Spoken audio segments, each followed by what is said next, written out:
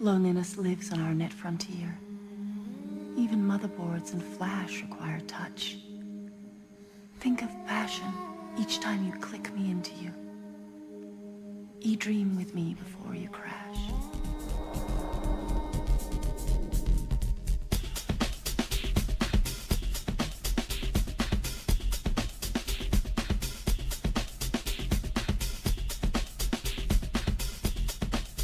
This is Blazed and Reviewed, the movie podcast that loves both fine cinema and schlock trash. Tonight, in honor of Tilda Swinton Month, we talk about the 2002 movie Teknolust, written and directed by Lynn Hirschman-Layson.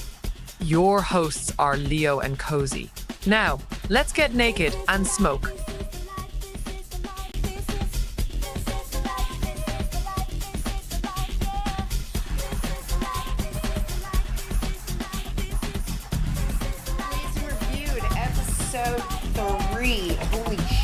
Episode 3. Technolust. Tilda Swinton, November. Once again, happy birthday, Queen. We salute you. We went into this movie blind. It's bananas. It's funny. I actually loved it. I thought it was really, really great. What did we smoke? It was a pre-roll of Maui Wowie Classic. I thought Cheech and Chong made that up. But it's infused with THCA diamonds, whatever those are, and keef. And it's like coming in at a whopping 52%. I'm going to be honest, you should see this man. If I turned the lights out and turned on little soft lullabies, he'd be gone for the night. Please don't. Please don't. So yes, the credits are fantastic. I make a comment about the credits in every movie because in Orlando they go on forever and they're boring. There was no money put in the title there. Night of the Demons are just absolutely fine. Those are so much fun. And this one, I'm loving how they swoop in with the double helix. And then right before the title screen, there is this close-up of, now that I have watched this movie, I know that is Ruby. It's Ruby. So this movie is a few things. Like, once it started winding down, I got the idea it really is a fairy tale. Of something having a wish, in this case, to be real or to become human.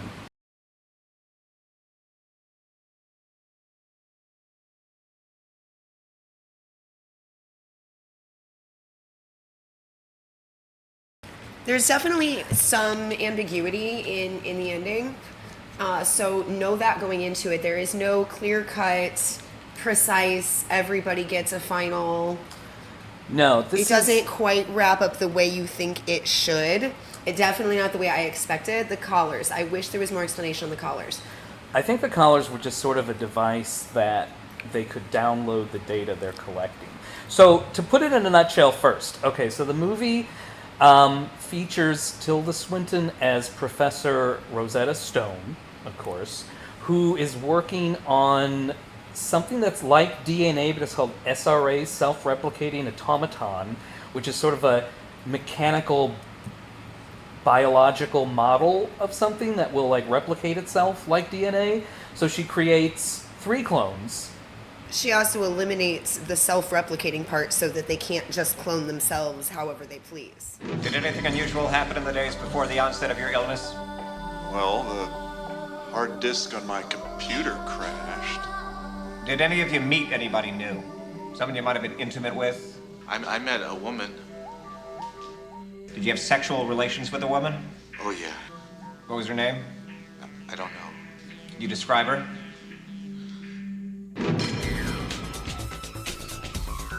There are 35 men in isolation wards. I thought it was 33. So when do I get to see them? They are not viruses, you know. They are SRAs, self-replicating automatons. They crave physical contact. Do you think it's possible for a computer virus to enter a human host?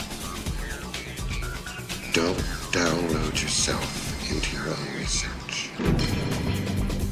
I like you, Rosetta. I know that there's something going on you're involved with. Remember, no one's supposed to know you're real. When you patent something, you own it. Well, how do you patent life? If you're not careful in the real world, people will hurt you. My experience of the real world is limited. You're very good at real. Real is your second nature. You have to prepare for the afterlife. No, I don't. I'm immortal. It only takes one cell to make a living thing human.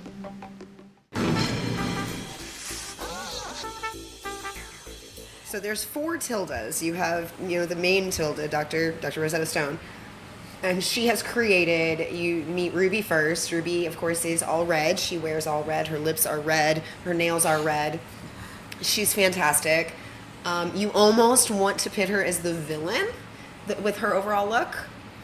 She looks very Carmen Sandiego, very espionage. Very Emily Strange, very Vampirella. I found it hard to give her trust up front in the film because she just has that overall classic villain look. She does, but they're also basically just doing what they're programmed to do at this point. We should also say that we went into this entirely blind. We found the movie, we both did scant research. What you find in the newsletter and in the description of this video is the research I did prior, I did most of it later. The newsletter will have all of the research from later. So there wasn't much to go on. I wanted to go in as blind as possible, so I have no background information whatsoever. But we'll be adding that to, of course, the newsletter, so make sure you sign up for that. And, we're still babies, so we're trying out different methods of Well, I like that for a first watch. Neither one of us had ever seen this movie, and I wanted to do it blind. We should also add that they require a chromosome feeding to survive, so they get that in the form of male sperm. Something in male sperm, and then it is put into a Mr. Fusion. Kind of in the microwave, I guess. And by the way, she talks to all of them through her microwave. I just noticed the paintings. Oh, the paintings are them. So they live in the cyber world, and Rosetta Stone talks to them through her microwave. But they can come into the real world, as evidenced by the fact that Ruby goes out and harvests the sperm for Rosetta to make into what she needs, which now explains why she then made the tea with that. It's constantly blurring the lines between artificial and real, with the way she transitions without explanation from cyber world to real world. Well, the explanation is within itself. If it's Ruby or Olive or Marine, it's going to be the cyber world, or if it's Ruby, it might be the real world, but it's obvious. Yes, and they live while the Ruby is out gathering. The other two, who are Olive and Marine, who collectively I like to call the Teletubbies. While she's gathering, they just sort of lounge in this like a player lobby where they're just waiting to be fed or waiting to download information. That's the thing too. Ruby, when she's not out, there are old movies projected onto her, and sort of like for her to download information, because she goes out to hit on these men and repeats the lines that were in the movies that were projected on her. It's teaching her humanity, using old, and by old I mean like, my mother was a teenager seeing these at a drive-in old. My mother was born in 1945 for context. Yeah, they were classic movies. So she keeps saying, you can't say that anymore because we're old and our movies are now classic. They would be on Turner Classic Movies. Yeah. And she uses a line like, what is it like? Hey, Freddie, you got a certain kind of rhythm. Something like that. Yeah, and she tries it on a few guys. And then they keep looking at her, so finally on the last guy, she goes, "What movie is that from?" And I don't even know what movie that was from. It was The Man with the Golden Arm. Oh, yeah, I did know what movie that was from. I said it myself. And so she has an encounter, she collects the sperm, and then she asks them to cuddle afterwards.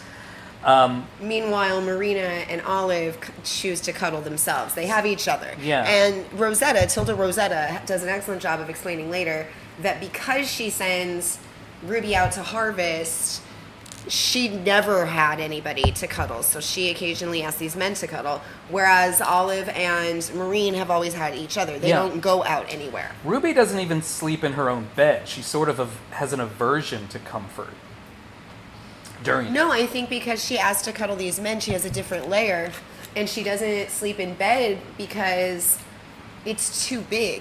Where's the man that's supposed to fill it? Whereas Olive and Maureen have each other to fill the bed. So she fills her own bed. It's empty. So the world that we lived in when this movie came out, it does date itself with the fat iMac laptops. The technological aspects are very Hackers. If anyone remembers the movie with Angelina Jolie, Hackers, that's what the technology reminds me of in this movie. Yeah. And she has the laptop with the handle like it's a... It was the Apple version of the Sony Vaio that came in all the colors. The VTech for kids. And it does. It's got a handle, so as soon as she puts it in her bag, I was like, it reminded me of the laptop Kiki had when she was like 2 and she wanted to work with mommy, so we got her this VTech laptop, and it'd be like, the cow says moo. It's like a case for a kid's iPad, you know. So, but the world, this was like Y2K era. Well, no, it wasn't. We survived Y2K. We We'd already did, been but behind I mean, it 2 you know, years. Nobody gave a shit about that It anymore. was 2002 when this came out. I was a mom for a year. So, it fell into a genre that were movies at the time called, I don't know what it's called, but this one was advertised as a cyber-fi. So, you know, ones that they're based on technology, but more importantly, like, the either fear or warning of what this technology could do. Movies, Matrix might have been one. So Gattaca. back when the internet was primitive, and I don't even mean a baby, I mean primitive, just learning to walk upright. There was a terror to it, and Y2K was supposed to wipe out the computer systems, and it didn't. And as such, that I think instilled its own element of fear in the boomer generation, because they actually believed that it survived its own virus. And so therefore technology was this very foreign, very scary place. I think the way we're sort of... It's like Siberia. Yeah, well, like how we're sort of looking at AI now, and everyone has these theories about AI is going to take jobs, or AI is doing so many things that AI can't really do. So at one point, outside. Rosetta Stone pulls out like this ancient BlackBerry, and she sends a message to her microwave. So like, that's the future they were dreaming. I don't think it's so much one of those movies where you watch some movies and you see that element of this is what I think the future is going to be like. Back to the Future was very much like that. But this is really more of a, we don't have a full grasp of what this means, so let's just assume we can do anything. But it doesn't really, it's not really sort of that kind of cautionary tale, because it not. doesn't take itself seriously at all. Not at all. But the world that we lived in then was new to this sort of technology. So we're always, you know, the way we look at AI now and what we think it can do that it can't really do, and we're like warning, like, oh, someday it'll take jobs, or someday it'll replace artists. Was the way that they looked at the internet then. It very much is. Like, I can remember my grandfather, who, again, my mother was born in 1945, so my grandfather telling me, you know, to get an education and to get it in something like computers, because one day computers were going to take over everything, and there would no longer be any jobs. It was already taking over medical stuff, like learning, like the robotic arm that can do brain surgery or whatever. And he never understood that AI or robotics or computers or the internet could never properly function without an intelligent human behind them. Right. And regardless of intent. But as far as plot goes, we're now introduced to this guy who is in every way, shape, and form the worst of his kind. Well, kind of. Not a he's a bad guy kind of way, just that like he doesn't have it together. He lives with a mom. I'm going out on a limb, and I get to say this, I'm Jewish. I'm going out that they're Jewish. She brings him bagels. I'm assuming it's bagels and lox at this point. And he very much lives at home. He's a full-grown adult, works in a print shop, but can't, and by print shop I mean copies of things like you would print at home on your home computer. Believe it or not, once upon a time, not everybody had a printer. So he's in a line of work that is, you know, the very opposite of the world they live in. He's in a very analog, very hands-on, mechanical world, and he can't get it right. Everything he prints is sort of like off-center. I'm bouncing around. So Ruby goes out and she harvests sperm.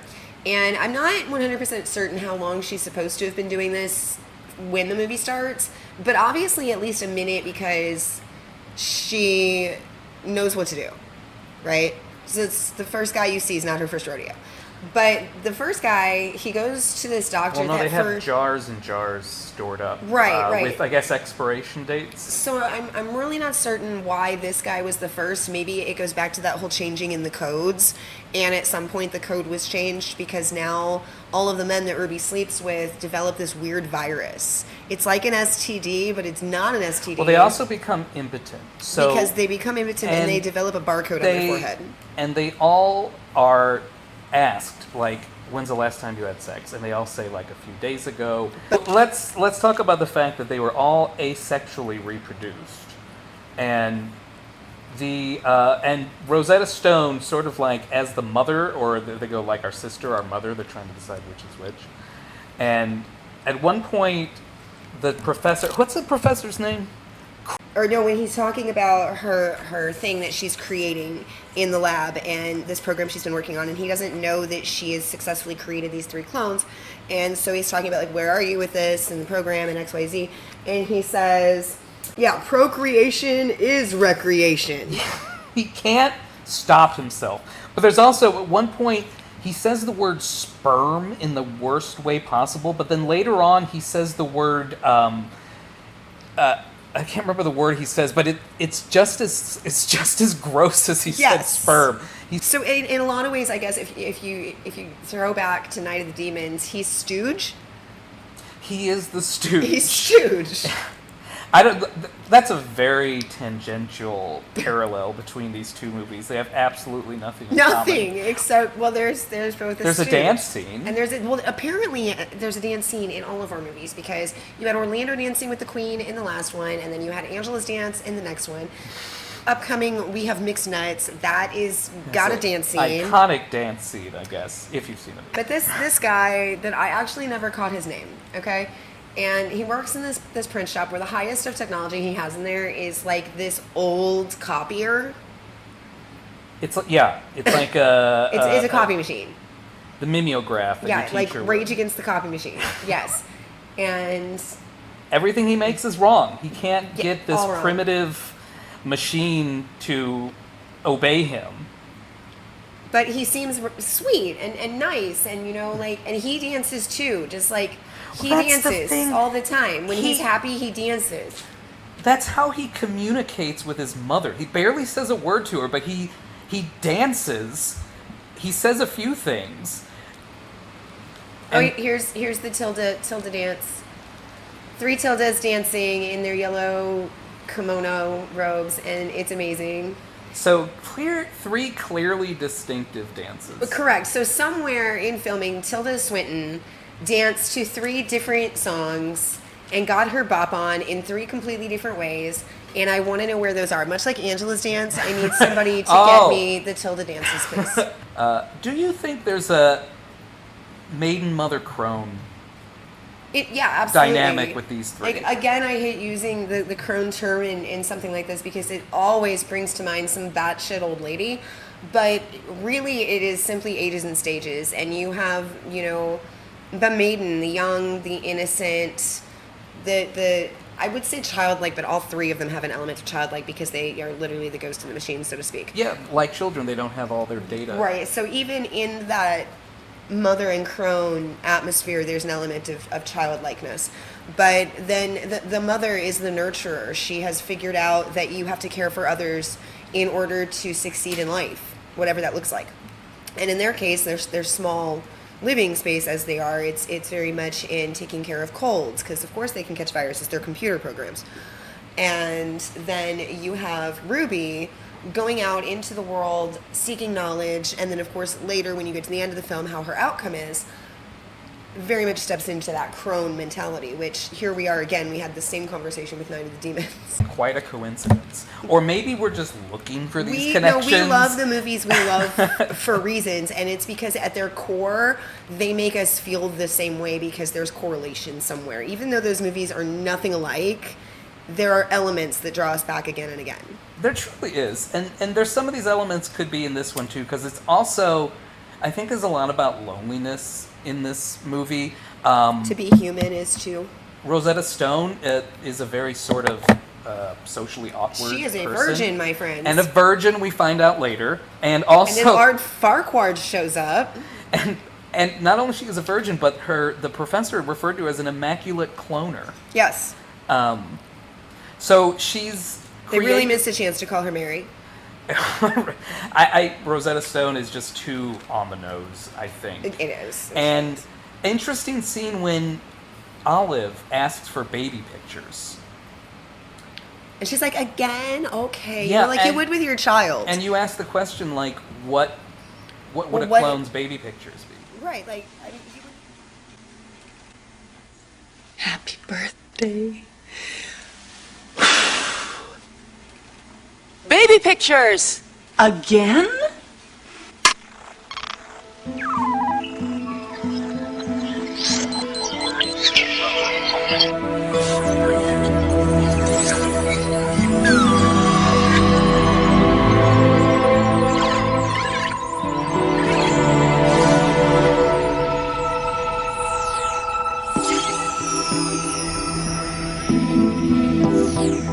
There you are. Where? There. I'd know you anywhere. Even then, your tiny pixelations were filled with spirit. You were the company I waited so long for.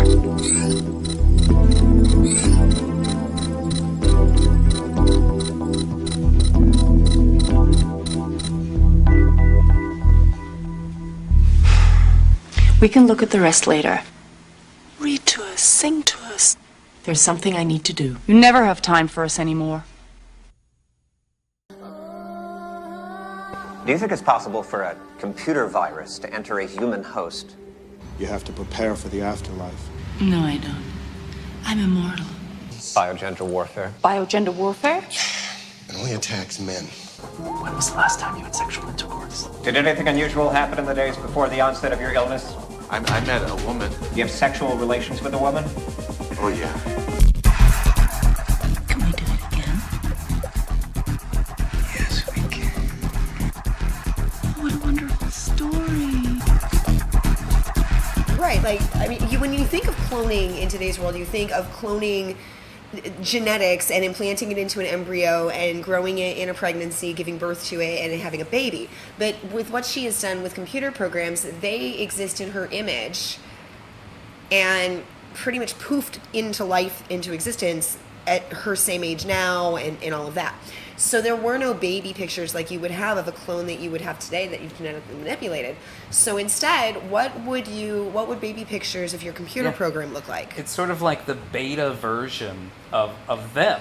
And like, it would be bits and bytes that you fed it to make them them. Yeah, and sort of an embryonic stage. The things they've learned and... Yeah, of technology too. This is sort of... The saves when they reach milestones. Right, because this is very much in the future of what was 2002. So we were in an embryonic stage, for better or worse. Outside of AI, you couldn't do this today either. It's complete fantasy. But it does predate AI a lot, and I see a lot of how we use AI today, sort of like how she has to feed them the data and the old movies. She doesn't have to, though. Like, they're manipulating the screen themselves. That's how she goes shopping. Mm-hmm. They don't need her to do so. That's not something that is forced upon them. That is what Ruby chooses. Well, they're a really advanced, like, form of AI to where they've acquired enough to give information back to us. So we don't really learn from AI as much as we just have an easy aggregate of information that's already fed to it. So the reason AI can't get hands right is because it knows what things look like, but it doesn't understand how things work. If it understood how things work, then it could backwards engineer that to tell us how to make new things that work. Whereas very specifically, the hands of these clones are important. Their fingers are almost like USBs. They put them in things to unlock doors, to upload data, one guy even comments that she had really, really interesting nails. The way they describe the last woman they had sex with is crazy. One said she was color coordinated, which she is. Yes. One said she very interesting nails. She kept beeping. Yeah. Was one description. Actually, that was all the same guy. It was the weird, awkward guy that had probably the first never had guy. sex before. Yeah. The second guy, actually. But the second guy. Yeah. But yeah, so they're all talking about what her and their encounters. So eventually they do get a composite, and it gets together and it builds. And of course Rosetta gets her hands on this composite, and this guy, this print shop guy that can't do anything right, finally gets something right, and he uses this image of Ruby that has been generated as the quote-unquote perpetrator of these sex crimes. He's so proud of this. He's wearing one. Yeah, he's wearing it. He's wearing her wanted poster. And he's noticing. Also, when Ruby goes up into the world at one point, she runs into this preacher who, out of nowhere, starts going after her and saying, "Worship me. You know, give to me, give me this." And it's almost like she's met with the most base desires of men immediately. Sort of like the gif of a girl going on the internet and a bunch of hot dogs at her face. You know? Yes, but I mean, there's that element, but I also wonder if he's meant to be sort of I see what you really are and you are unnatural. Yeah, that could be a thing. I kind of like drew parallels to the replicants from Blade Runner, because their desire was to be human or to alter themselves to stay human. And the clones, even Ruby says, they are immortal, but they desire to live in this world. They want to experience everything, and Rosetta even says, like, why shouldn't they be allowed to? Right. There is like a mothering, nurturing element to how she keeps them, like, sort of as pets, maybe? Speaking of pets, we got Binky's head. So we, as almost like a mother, she's got these Tamagotchi children that she monitors and decides when they're locked in or locked out, and they only know her world so far. She goes to the beauty salon. Her world, speaking of her world there's no change allowed in her world. Like, the clones always wear the same clothes, they don't have a wardrobe, and Rosetta goes in, I think it's Marine who makes the comment that, you know, she wants to have her own face.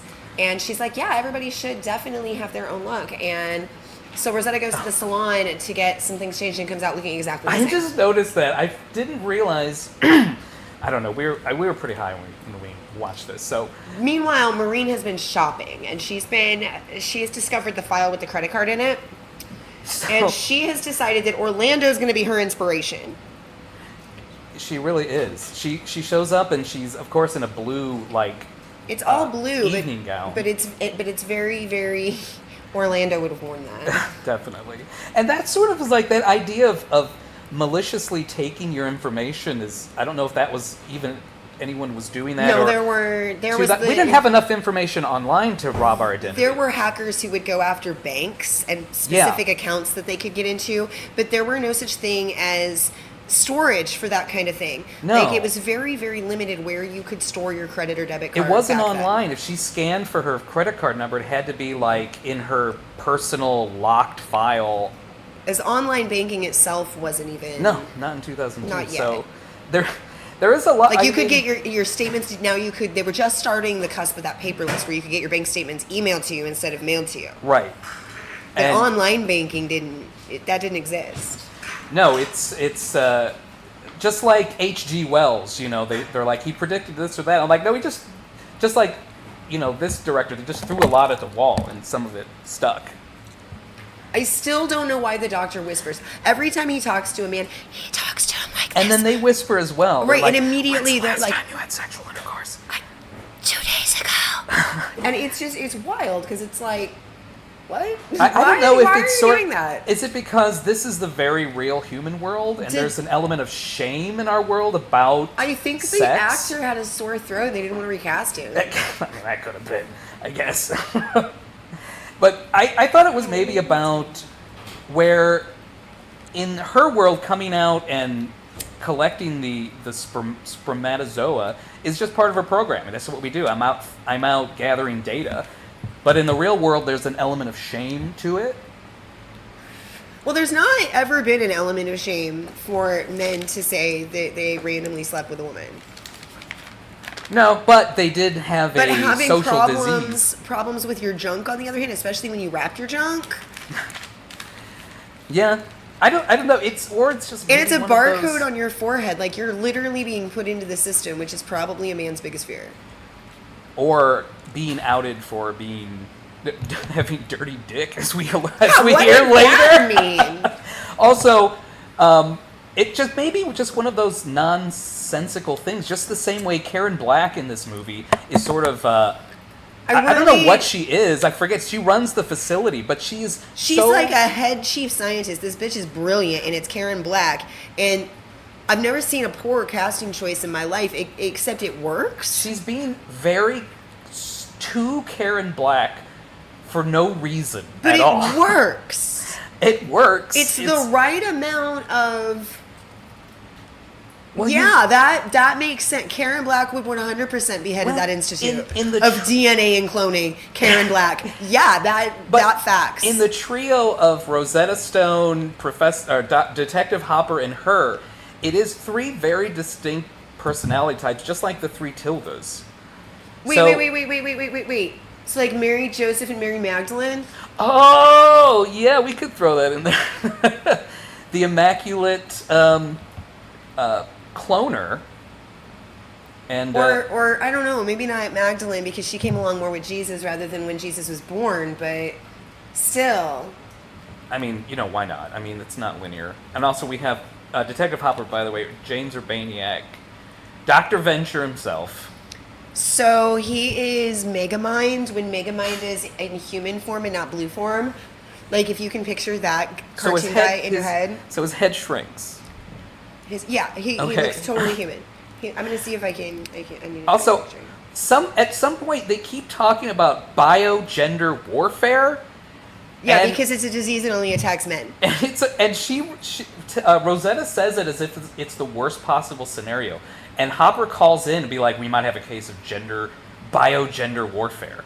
Oh, I guess gender because it does only attack men. Yeah. So now it's, okay, so it's automatically very important. So the men are getting barcodes on their faces. This is a giant deal. But, half of women are walking around with endometriosis, and it's just anxiety. That's fair. That's fair. And the men, of course, they're afraid that they have numbers on their foreheads. Right. And no boners. I forgot. Oh, they become impotent. So that's probably the worst part. They probably wouldn't even come in if it was just a barcode. They'd have covered this shit up with makeup and gone about their business. There was Viagra. That was sort of a new thing. I don't know what that has to do with technology, but... I don't know. And for some reason, Karen Black... So, do you remember Showgirls? Yes. Do you remember Gina Gershon in Showgirls? And she's got that cowboy hat and this bitch attitude. That's her. That's Karen Black right now. She's got a very Stevie Nicks hat on. That's Karen Black right now. She's like, you will not come in and fuck up my dance routine, Nomi. I mean, Rosetta. And here also, what's her name? Cyan? Like the blue? I keep forgetting Blue Tilda's name. Marine. Is playing in the TV interactive like she's playing Fruit Ninja. But she's fucking up the stock market because she's a computer program and she can crash it. And then Olive is like, put it back. And so when you think about the way our stock market fluctuates so quickly... Yeah, there's Marine just being Zeus with her lightning bolt over there, so the stocks plummet, and then there's Olive going, fix it. So she does, and it all goes back to normal, and you're like, oh my God, thank you God. Woo, baby Jesus. Yeah, in the way now, like we said, you're... No, back then you could do stocks. 2002, that was one of the first things to go live. You could, but in 2002, money was kind of still money. You didn't have enough of your information out online. Now money is just... No, but the stock market was online, and therefore the brokers would have been having instant heart attacks every time she did that. They start to get sick as well. When they go, so being computer programs, they have access to everything. And of course, even in the early stages of the internet, there were announcement boards. And on those announcement boards would be things like concerts. Oh, BBS. Pre-internet were bulletin board services. Right. I remember those. Yeah, and that would have had information, when a concert was coming to town, if it was somebody that was important enough. Or if someone was having, a rave Yes, in the late 90s, exactly. they wouldn't, it was So, secret. Through her crawling, Maureen discovers this concert, and I guess through her crawling, she's discovered this artist that she likes. Mm-hmm. So her and Olive decide to sneak out, and in the process, being exposed to the real world, they have no immune systems because they're not real humans. That's what it is. So the virus they catch infects them as the computer virus would. I mean, duh. Okay, that's a dumb thing to say. Correct. But we also know that they are affected by computer viruses in general, and so there's constant crawls and rescans and so forth, and I'm assuming that's how this whole new virus affecting the men popped up. This was still in the day when if you were going to be infected with something or you were going to be scammed, you had to voluntarily participate. Viruses, no. Nigerian princes, yes. A virus was a simple click, and that could be replicated in email. Those did exist, where you could send me an email with a spam link that would give me a virus. That existed. By the way, they go to an oxygen bar, which Yes. also dates this thing. Yes. What was the idea of an oxygen bar? Like oxygen got you high? Was that Pure just oxygen can. They just assume that because it's in Fight Club? Well, that movie did come out before this one did. Of course. But if you think about this for a second, we, as we've lived, have been exposed to toxins, pollutants. Some of us are smokers. Some of us, work in industries that cause this issue with our lungs. So over time, humans cannot breathe 100% pure oxygen. Sure. To do so puts bubbles in your brain. Not literally, but... So is it just like holding your breath? Kinda. All right, that's not good. Kinda. That stand up too fast high. Look, humans will do anything to their bodies They to will. feel good for 5 seconds, Yes. for Christ's sake. So more and more men get infected, and they start flooding this clinic. There are lines of them. Ruby goes around, I think that she said 35 cases in 2 weeks. Yeah. So she is spreading this Quickly. all around. But and it's been a thing. It's been a thing. It's just getting quicker and quicker to manifest with each one. Because the first guy came in, said 3 days. 2002, was AIDS still a death sentence back then? It wasn't something most people survived completely. So we may be also thinking, that I sort of... think you're as the- reaching and need to I am reaching all over. Call me Gordo the way I be reaching. Goro, I'm sorry. That is definitely not one to reach for.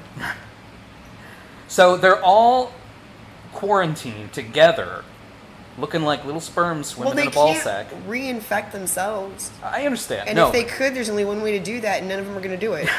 Well, they can't anyway. They're all impotent. Yeah, they can't. There's not. This is probably a room full of men sounds terrifying, but these men. You know what?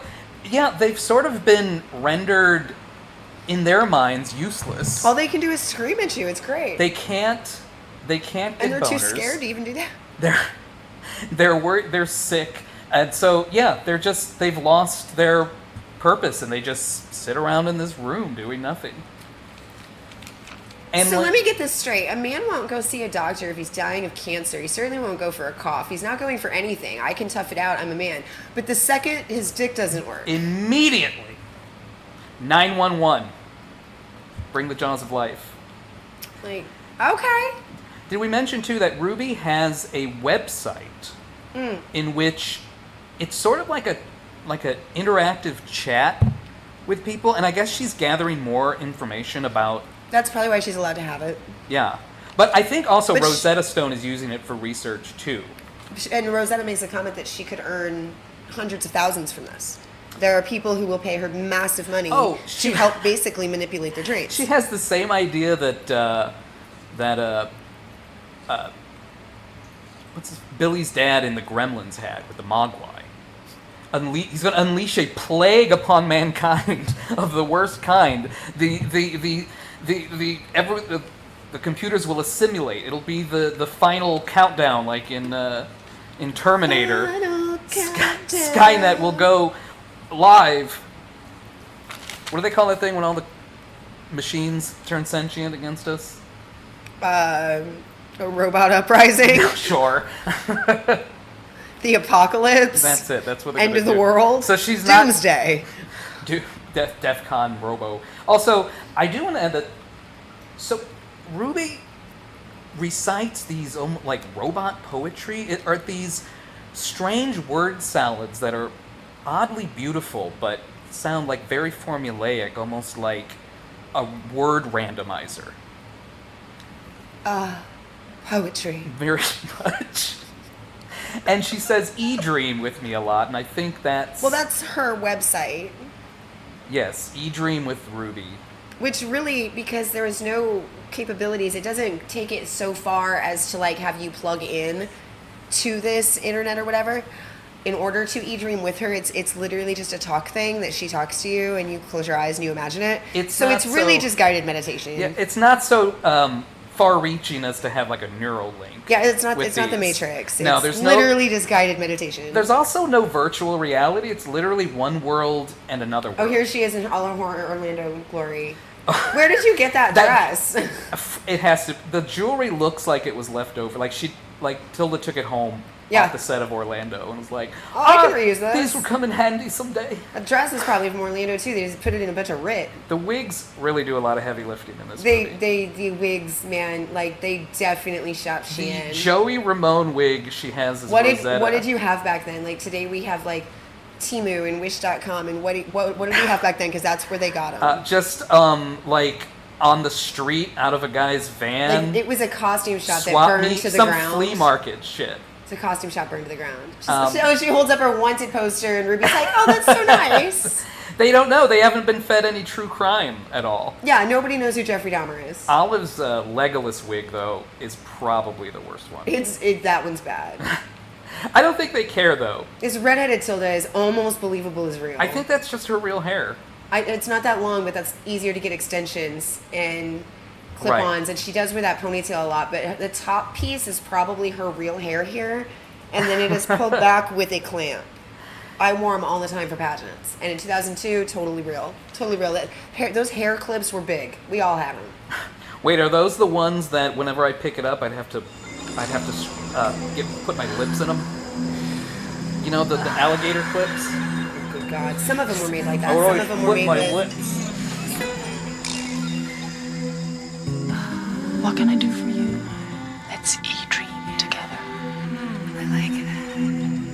Just make sure that you don't download yourself into your own research.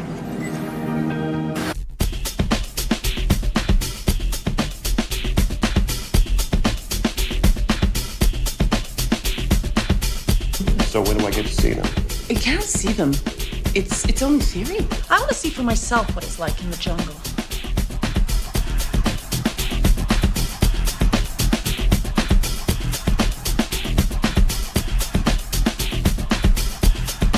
Oh, I love shopping. Where'd you get that outfit? I just wanted to look like everyone else I see on the net.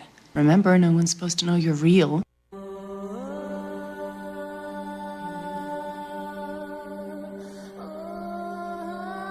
Do you think it's possible for a computer virus to enter a human host? You have to prepare for the afterlife. No, I don't. I'm immortal.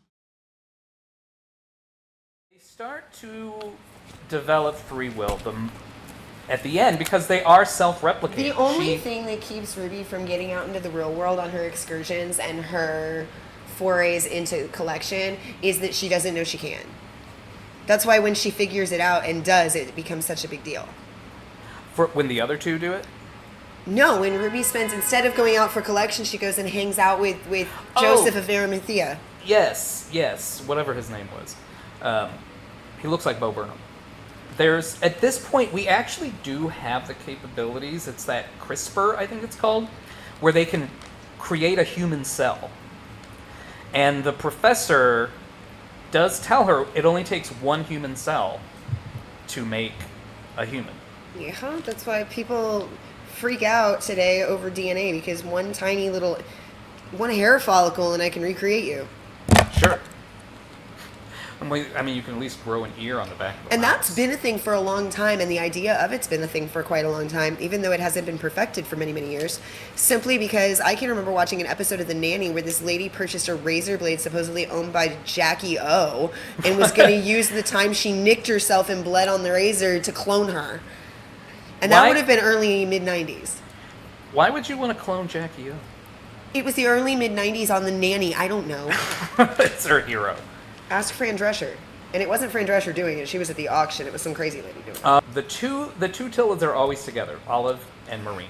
Yeah, they're tight. They're really, really close. And they call each other sisters, and they are just, they're a unit. Although Olive is clearly the mother, as you pointed out to me. She's the one that takes care of business. And they decide they wish for the jungle, and they go out into the jungle to go to the concert. They're sneaking out just like two teenage girls would sneak out of their parents' house. They as if they'd say they're staying at their friend's house, and then they all go out together. Except in this case, they all just... She's never put them on any type of lockdown because she's never had to. No, then they start developing curiosity. They go out. It's literally a metaphor for life and childhood, where you have these great, amazing kids, and then as second they turn teenagers, they're sneaking out and hanging out with their own kids. Yeah, that's why I think, kind of nodding to her being this mother to them. She is raising them. They sort of... She even makes a comment. Do you know how hard it is to be a single mom? She does say that at one point.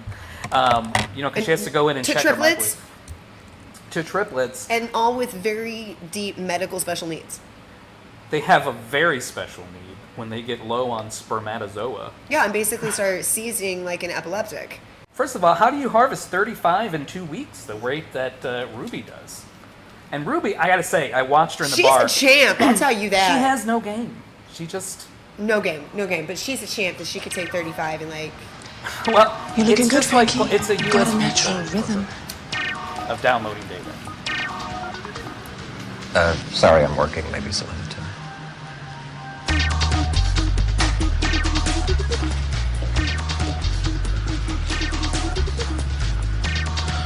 You're looking good, Frankie. You've got a natural rhythm.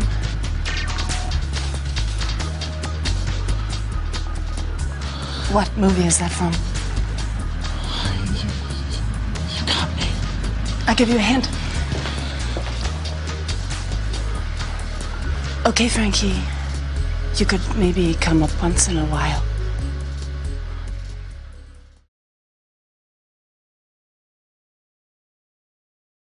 I'm gonna be.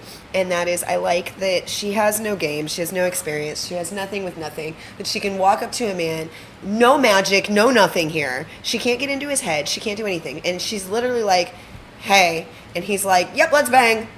Well, this has been called a feminist movie. Would you agree with that? Yeah. I think so too. But because without it being an in-your-face kind of thing. It's not women in the street screaming with protest signs. No, but it is three women who slowly develop their own agency. Rather than being under the influence, control, whatever. I don't think there's a patriarchy in the movie. No, and they also grow into that. They don't just... There is no element of go against mom and fight back because she's evil. It's very much a mom understanding she has to let her kids become who they're meant to be. And even though they're a clone of her, they're not her.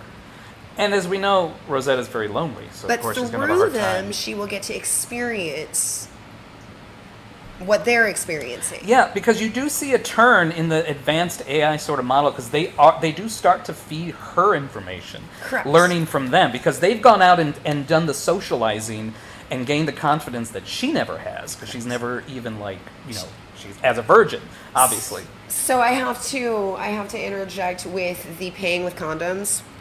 And Ruby is like, I'm going to be an independent woman and go out without harvesting. I'm just going to go out for me. And she goes to a donut shop where she conveniently picks up a red, green, and blue donut. And the lady's like, that's $1.35. And she's like, what? Yeah, again. And then she's like, payment in your purse. Could you give me money? And she tries to hand her a bunch of condoms.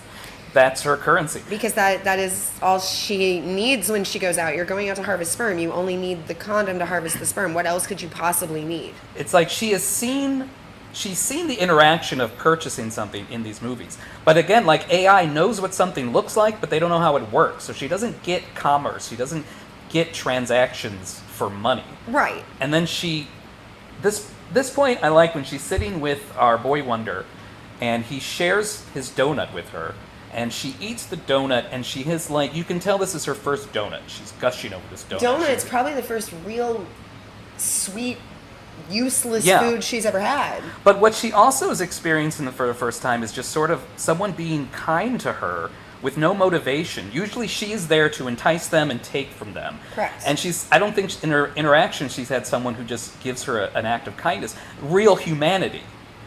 And she eats this donut with this like joy, savoring it the same way she's savoring this. Well, she takes this little small bite and she's like, and then goes to hand it back to him, and he's like, no, eat it. And she takes this big bite and like eyes rolling back in the head, holy shit. I wonder if it's of note too that she's wearing a clear raincoat in this scene. Is that what that is? I and wondered. so sort of like she's in a condom. I wondered about that. So, as sort of like the wall between her and humanity. She's wearing a white Schnucks bag.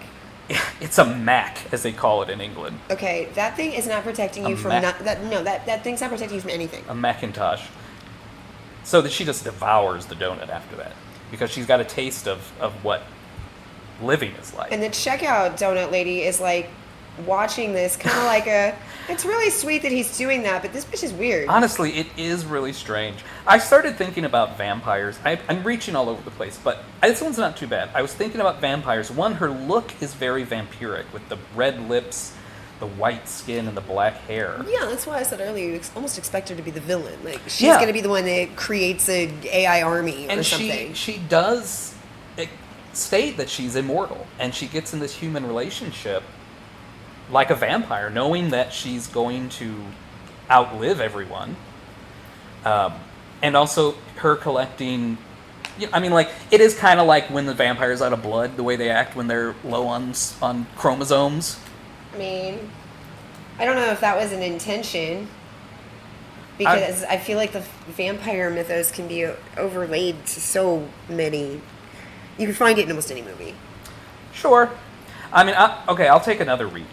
I also thought about, because this is a woman-directed, woman-leading, woman-centric movie, kind of like Orlando was.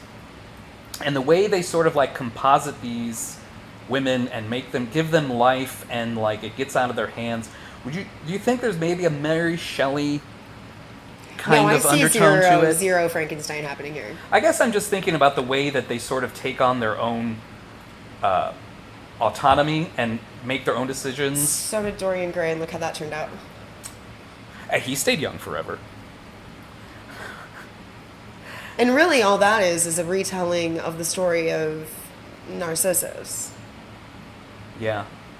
Also, there's that movie version of Dorian Gray where he has the actual painting. Like, that artist, I'll think of his name, and I'll flash it on screen. There's a new Dorian Gray due out here soon. That does not star Billy Skarsgård. Thank you! No, Why I does would Billy know, Skateboard have to be in everything? I would know his name if you said it. I can see his face. I cannot think of anything else. Benedict Cumberbatch. No. Is he tall? Yes. We're not going to play Guess Who here. Yeah, no, I'll have to look it up later, but I would know his name. I would know him if you said it. So, and I like how when they get to the concert, which is in a bar, and it's just Maureen and Olive is just leaning against the bar. She's not trying to order anything or anything, and she's just there. And somebody hands her a green appletini. I also love that there is one accent color in this entire film, and it is green screen green. Yeah, that chroma green, I guess it's called chroma key green. It's just randomly thrown out onto things, like in Return to Oz, and she goes into his little trinket room, and green things, when you say Oz, return the character they've been transformed into. And all throughout that trinket room is just these green things. Yeah, it's sort. I mean, it's the completely aesthetic. Random. The aesthetic of this movie is really unique. It's the colors are very muted, except for the three clones. They have the brightest colors in this world. They bring it with them. because that's a sort of an artificial thing in this world, this very natural, toned down. And when she goes home with our guy, she goes for the first. She's fascinated by his room. Like, this is something she's never been exposed to or But fed. she also controls the power. It's like she can make the lights flicker and turn the TV on. And, right. Which makes sense. It makes sense, but at the same time, her cluelessness to it also makes sense because back at home in the computer area, in her own room, it is Maureen that does all of the shopping and the stock market crashes. Yeah, she knows how... So, like, Ruby knows how to do that. She pulls up her movies every night. She probably listens to music and chills, but she has no idea how much she can control it from that aspect. I think, too, that she knows how real-world things behave in her world, but she's never been her in, like, what something from her world, which is her, behaves in our world. Like, it would be very weird for your friend to walk into your house and turn on your fireplace, complete with, you know, blazing flames with a flick of his hand. But in the world of there's the dance. They share another dance, like, a this dance guy she's is never done always because as a partner. Dancing. He's just always dancing. And then he picks up her purse and he holds it and then he's like, wait, never mind. And it was almost like, you should go, wait, don't. Let's dance some more. Let's dance again. And the dance is the very... But let's cuddle. Very awkward sort of... She also starts, because I think you're right. I think that the collars were meant to be some way of not just downloading all of the data and so forth, but recording and maybe keeping an eye, having like a nanny cam on her at the same time because there's a camera inside. And it's of note that Ruby stops wearing that when she goes out. She does. At one point, she like renounces her artificialness. And it's not in any type of rebellion way or an I refuse this anymore. She just does it.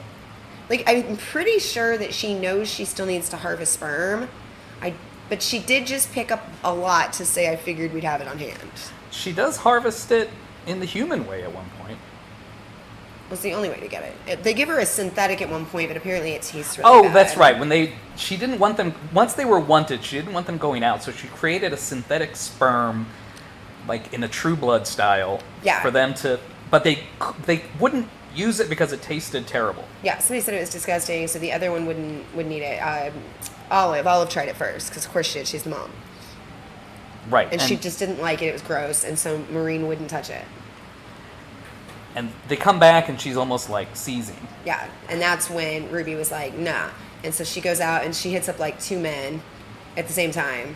Not at the same time, at the same time. The guys in the booth. Yeah. And gets that taken care of so that there's some extra so they don't necessarily need to go out while they're wanted, even though she didn't know they were wanted at the time. And then there's a scene at one point where they all go off hand in hand together, which is a really interesting kind of moment. Yeah, Ruby is leaving the boyfriend, and they're leaving the concert. Yeah, something about them. I guess the idea of you know keeping each other safe or going somewhere that maybe they don't have to do in their world is a purely human gesture. I'm going to reach as well here on this one. And I mean, you have the three, you have sisters. Consider the fact that they literally have access to all of the world's computer knowledge, which maybe not have been as vast in 2002, but it was pretty fucking big. In a lot of ways, you're also looking at the fates. So they are creating possibilities. More or like less. they're aggregating the data. And when they come together like that, they now have this new resolution that I'm sure they went home and talked about. And the thread is Rosetta's. They have to find a way to not cut it and stay alive. Oh, that makes sense.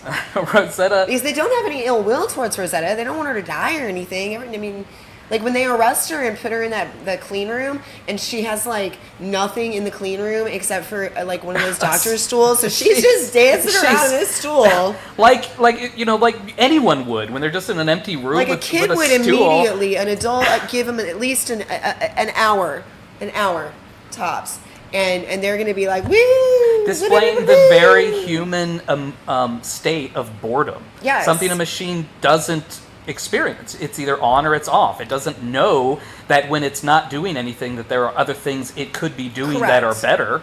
Or not even better, but just to fill that time. Like, she had no books, she has no TV, she doesn't even have medical equipment to play with. She has nothing. She's in a completely empty room with a stool to sit on, dressed in scrubs with a mask, all suited up because they think she's the infection until they find out she's a virgin. And then Agent Hopper sees the need, like, for some reason, as soon as he found out she was a virgin, he was like, oh. Okay, do you think, too, the way that these men are keeping her quarantined with her purity in question is sort of like a medieval Joan of Arc. Like, is she a witch? Is she a virgin? No. And like her virginity is in question. No, it's not, because they don't know she's a virgin yet. That's why they go and let her out, and she's spinning But around they had in to the stool. determine her virginity before they would let her out. Well, no, they did a generalized medical exam, and because it was a sexual crime, that was part of it. I understand. I just meant So they weren't holding her virginity against her in any capacity. Again, 2002, medical shit wasn't back overnight like it is today. And so that was not being held against her. She was locked down like Mary What's-Her-Face, Typhoid Mary. So I didn't see that in any way keep the power female down as a man would do, so much as I saw, let's keep this from spreading. However, their logic to keep it from spreading is solely to prevent men from becoming impotent. Because at this point, she's not infected. It's not going to infect women. Yeah, you're right. She's just the vector. She's the Typhoid Mary, but her victims are literally only men, and they become impotent. I'd also like to know where they got this green car. The smart car that's like, but if you pinched it really, really, really tight, and it's like if you took Mr. Bean's car but pinched and the crossed front it with a P. I don't know what this is. And here she is experiencing emotion kind of for the first time. I mean, she was starting to feel it, but now she's getting the well round of it, seeing this couple just kind of kissing in the park, and she's now experienced this man that she might feel what they feel, and she's trying to identify that. I think she's feeling something missing, and is now going on this quest of like, what does it mean to be human, and visits the museum in search of human history. And this is called Teknolust, so something artificial normally doesn't have desires, cravings. It doesn't know what's out there for it to consume. That's a purely human emotion. What it consumes solely as data. You and I can go to a museum like this and ooh and ah over our favorites and cry over this painting and laugh at this painting. When a computer archives it, it does it as a file. It doesn't understand the emotions we felt looking at it. A computer can create art, it can't conceive of it. Everyone's probably seen this sort of meme, but I read that it said, AI convinced me of the existence of a soul by showing me art that's made without one. Right. So as Ruby goes out and experiences more, she does start to understand the conception, abstract thoughts that like art. In fact, her boyfriend, when he meets her, he points to his print job of her wanted poster over a book of art to say, I did that, as if taking credit for this art that she can conceive more of as a machine, more advanced than his idea of art. Well, she also understands how that photo was made using digital composites fed to a machine. Right. She gets that. Easy peasy, understood. But you making the art, though, that was right next to it, that's inconceivable because it was not created by being fed into a machine. Very much. She can go backwards and understand the origin of her thoughts. They started with bits and bytes and being fed. She understands that you can't do that with a human conception. Like, the origin and conception of our thoughts and ideas that we create are completely part of our human experiences. We can't conceive of something we haven't at least experienced. And artificial intelligence doesn't do that. Well, no, it's a lot like saying you're going to paint Italy based on what you've seen, but you've never been there, so you won't be putting that piece of your soul into your painting. Sure, yes, exactly. Or because that's what AI is doing. It's creating based on its knowledge. It's like that game I play with Kiki. I'm going to describe animal parts, and you're going to draw an animal. Yes, much like if you ate and tasted salmon, could you draw what that was that you just ate? You know, only what it looked like when it got on your plate. Before that. No. Before it swim around. No. But, I mean, yeah. So the professor... Okay, so they understand now how this is... Like, it gets really bananas once they're piecing it together. Everything... All reality and science fiction are blurred. Like, we're now in this sort of mash of cyber world, real world, and Ruby is renouncing her she artificialness. is, but she's also not, because she also understands that she would never be able to live in the human world because she actually doesn't exist. She does, right. This is not Barbie where she's gonna go get an identification card and become a citizen of the country. I think she shuts down E-Dream, though. No, they're running it together. They're running it together. So, after Ruby... That's the fun part, is you expect that Ruby's going to merge with society and take up as this guy's wife and live their happy little lives, and you'd only be half right. So, in a vampiric sense, what she did was, instead of making him a Renfield, she bit him. He was an awkward human who couldn't do anything right. He lived with his mom. He couldn't even make a copy of something and have it come out correct. He couldn't even talk to his mother. He had to dance. Pulling him into the cyber world to live happily ever after was a gift. Into the Matrix. And we don't actually know how that works. Because if it works that way, why didn't Rosetta just go in there and figure it out? Well, she hadn't even experienced being human yet.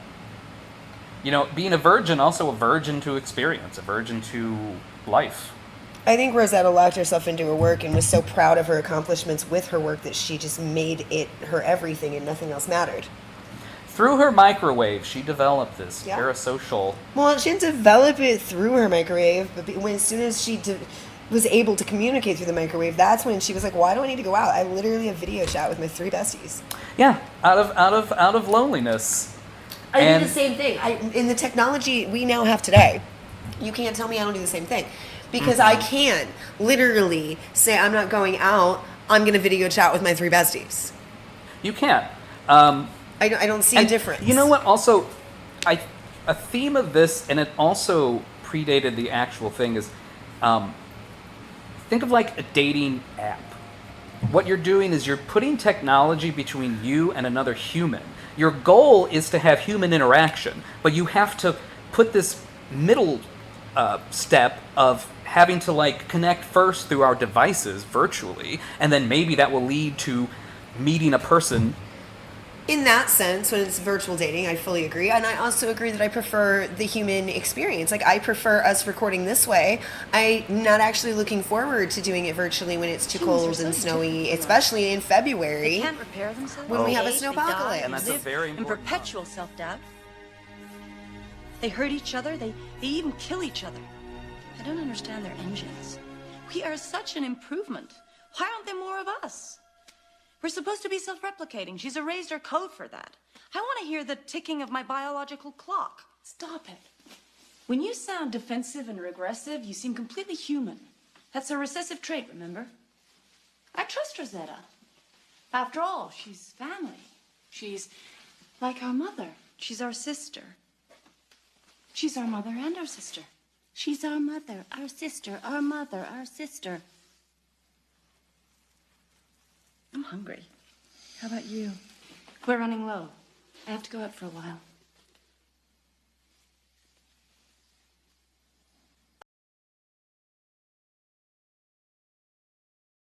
But the point is that, like, because I do prefer this human interaction where I can see your face and we can laugh and we can pass the fucking joint, whatever. But virtual is also just fine rather than go out and expend my energy on a not guaranteed thing. Mm-hmm. I mean, we all live connected. I mean, that's such a cliche. We all live connected. But we all also have these sort of parasocial relationships with ourself. We have this need to share what we're doing. There she is with the great stool. No matter how benign what we're doing, we feel that it has to, we share it, not even really to share it with other people. We put it onto this wish board of who we want to be perceived as. You know, like if you look at my online presence, you may have a total different idea of who I am in person as a human. There's always that element with social media, though, because no matter how real you are on social media, okay, like Pamela Anderson's a prime example, okay? No matter how real you are, though, you're still only showing the good moments. Of course. Even though they're real, they're raw, it's still also not the ugly. And we want to be fed this idealized version too. We have influencers, and you only see their best moments. Even if they make a video crying, that's the best moment that they want to share with you. You know, it's a composite of a person. It's because this video looks so good. This is going to get so many likes. Oh yeah, you got to make sure you get a thumbnail with you wiping a tear or something. Exactly. And we buy it as if like this is real information. Like, oh, this is exactly how a human would act. Yeah, there's this guy, I don't know what he's on now, but he makes fun of stuff like that. Like there was a video of this nurse, and she comes out. And she's like, you know, when you have to let a patient go, you just got to keep going. And she comes out into the hallway, and she's like, I know this guy. I know this guy. And then this guy comes out in his surgical gear, comes out the OR. He sets up the camera and makes sure it's all right, does some angles, and turns on the music, and then goes and bangs himself around. Yeah, because if you think about it, none of this shit makes sense. You just had a patient die. A family is now in tragedy, but you're going to go take the time and film a video of you looking sad? Tell that to, like, your great-grandparents. It is more realistic to make a live story going, guys, you know, I'm a nurse, and I just lost my third patient today, and I'm finally on a break, and I just... You know, maybe you could share that with other nurses who are going to experience that. But you're not stopping to make a video in the hallway where you're... No. We don't need that. I mean... It doesn't make any sense. Like, I understand the metaphor you're going for, but it's a... And I don't get it, pick up and keep on going, but... And this isn't a boomer, you kids and your phones kind of thing. When you are scrolling through Reels or whatever you're watching, sometimes pause and ask yourself, why were they filming this? Who was phone? And the second you even make a comment, you have fed them. Of course. Well, I mean, not to mention that there's such a thing now as rage bait, which, you know, interaction is interaction with anything. Works better than anything else. It will always work because nothing entices a person more than wait till Ruby figures that one out. Pissing them off or them having to tell you they're right about something you're wrong. Do you realize how different this movie would be if it was done today versus 2002, with the vast difference of what the internet is and what she would have to crawl through and comb through and it would be right. So Maureen would have an OnlyFans. Naturally. Absolutely. And Olive would have a cooking show. So you think that a self-replicating sort of virus-like organism that creates this sentient being through artificial intelligence, its natural trajectory would be to generate revenue? As soon as it figured out it could. Why would it not want to? It makes sense. And it doesn't have to pay taxes. As far as it knows from its life from witnessing what we do and the transactions we have, it would just assume, it knows things. My purpose is to increase my worth. Because Maureen bought a dress and knew what the credit card was to use it. Yeah, but also that was very funny. It was great. You know. But the point is, she knew that. So why wouldn't I just want my own money then? Well, that's true. They understood the concept of having more. You know, in a sense, like they're not perfect. It's a very human thing of accumulating possessions to increase your worth. But then in order for everyone to have their happy ending, because now Rosetta and Hopper are going to go off and live their happy ending, and Ruby and... he's got a name. Bo Burnham. Yeah. They end up in the machine together with their happy life to the point where she's even pregnant. That is the stinger after some of the credits. That she shows up and she's pregnant. And it looks like a video chat. They're in their video. Yeah, and she says, we're very happy in here, which inside there. And because Rosetta is on the outside looking in, catching up. But then right before all of that, you have Maureen and just... click, click, click, replicate, and she is creating more Tildas. Just like when a Mogwai gets wet. So, while this movie could never properly have a sequel, it gives you the idea of where you could take it from there.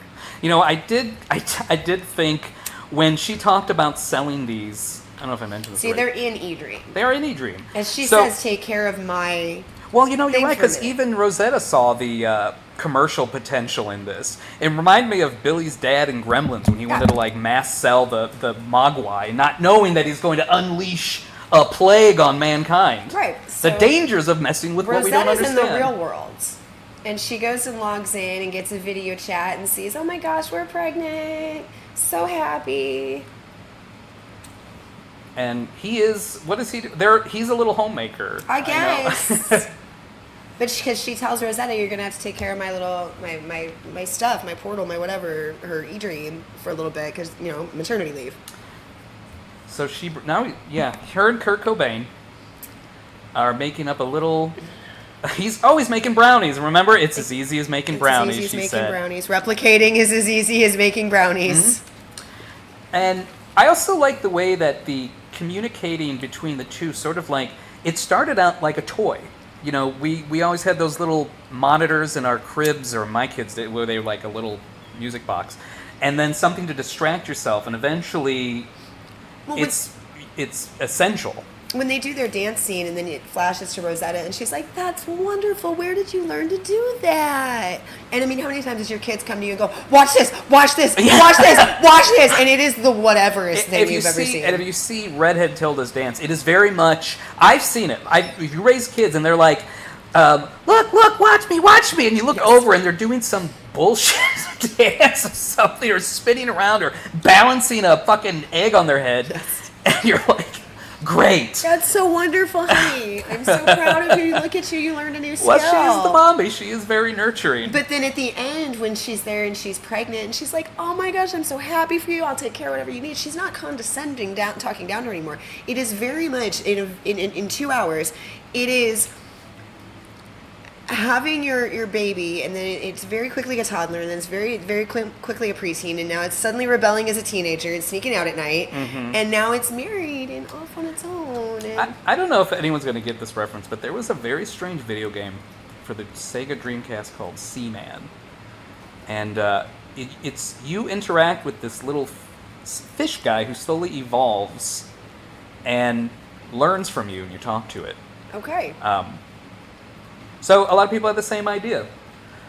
I want to add 2 interesting facts. The director, Lynn Hirschman Leeson, who made a lot of movies that sort of mirrored this one. And Tilda was in another one. I know she narrated one of her documentaries about a Cuban artist, but she was also in another one of her movies, at least one.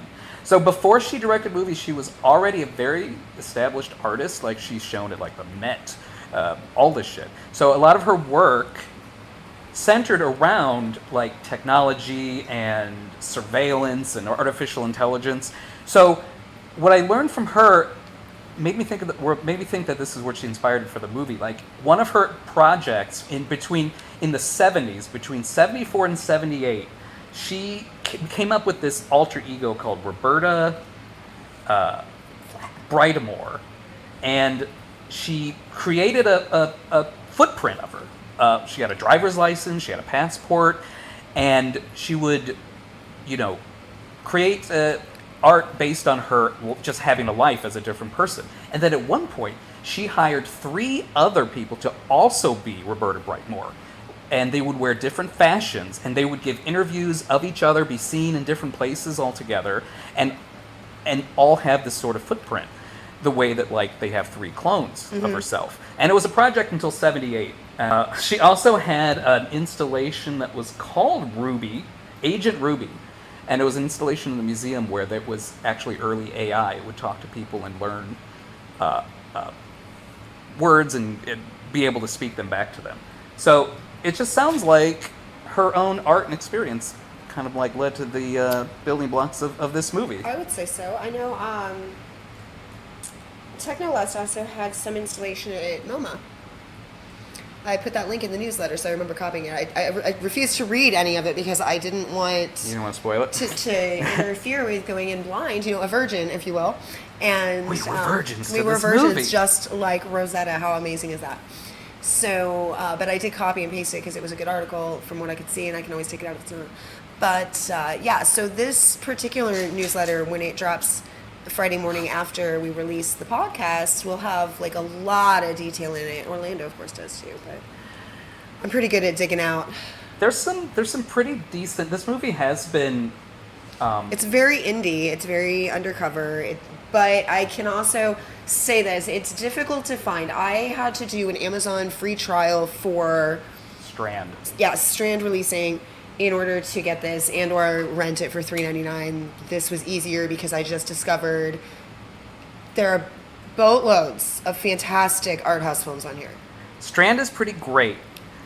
We always like to give everyone a chance to find or give them a opportunity to see this movie for free, or whatever movies we watch for free. This was a very hard one to watch. I mean, sorry, to find. To watch. I ordered the DVD, which I am also actually excited to watch because it has a audio commentary. That'll be fun. You have to tell me how I it miss those DVDs. Yes. DVD extras. Well, I just told you recently that there were a lot of things I couldn't find streaming that I could find on DVD, and it's just time. I'm gonna buy a little DVD Blu-ray player. Like, that's what I want for Christmas. Another one that you told me, I didn't believe you. Which I ordered a copy of the DVD for you. It hasn't arrived yet. The Basketball Diaries. The Basketball Diaries. Matt didn't believe me either when I talked to him the other night, Monday, and I was telling him about these movies, and you can't find them, and Revenge of the Nerds, and it doesn't exist. You can't find Revenge of the Nerds? Not streaming. I have it on VHS. Not streaming. Really? There's, you can't find it in individual DVD either, but there is a Revenge of the Nerds 5-pack for like $29.99. Nobody wants to touch that thing, huh? Yeah, no, like... So, Teknolust, I was not prepared for it to be as good as it was. No, nor was I. Tilda has put out some experimental films that were definitely not the bangers that we'd hoped they'd be. And I was kind of expecting this one to be one of them because I'd never heard of it. But I thought it was a gorgeous film. I thought it was really fun. And Tilda's always magnificent. There's nothing Tilda can do wrong, though. Like we said with Orlando, like, Snowpiercer is a terrible film, but for whatever reason... The one with the genie. I don't remember the name of the movie. 100 Years in the Making or something? Yeah, something like that. So bad. Suspiria. Yeah, I got 90 minutes into that and was like, isn't this supposed to be a fucking horror movie? I don't know why they tried. The Lion, the Witch, and the Wardrobe. Very much. So Tilda can do no wrong. Like, while I can't say every Tilda movie is a perfect movie by any means, Tilda is a perfect actress. And got every genre on the map. I mean, if you can't find one favorite Tilda movie, then the problem is going to be actually you. We picked out 2 really good ones. Maybe I'll get you. It's a good place to start. We had to throw them around too. Like, we wanted to do Orlando because it was a movie that was just important to both of us in general. As far as also a defining Tilda Swinton film, it might well be the moment she arced into becoming the Tilda we all know today, because she was kind of a nobody when she filmed Orlando. And then we didn't really know, like, what were we going to do before we discovered Teknolust? We like the 2 movies to be polar opposite. Not polar opposite, but at least complementary in the way. You know, Orlando is a period drama, very poetic visual piece. I would argue that Teknolust is a period piece too, from 2002. No, we really are. They're both maybe they're more related than we thought. They're both visually striking. Yes. Orlando spans time, plays multiple genders. Wait, no, she doesn't play genders in Teknolust, but unless she's a non-human.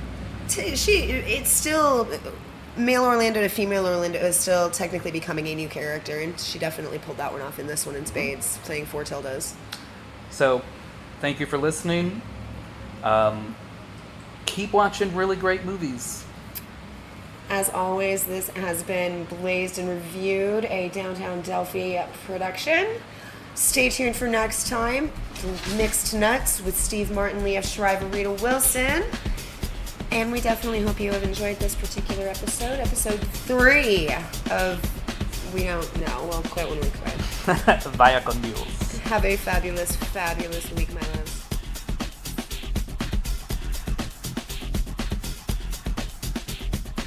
You have just enjoyed, blazed and reviewed.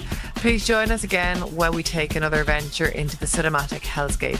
Click on the links in the description to make new friends, get more insight on the movies we love, and get your gasters flabbered by art and writing. Blazed and Reviewed is as a production of Downtown Delphi Studio.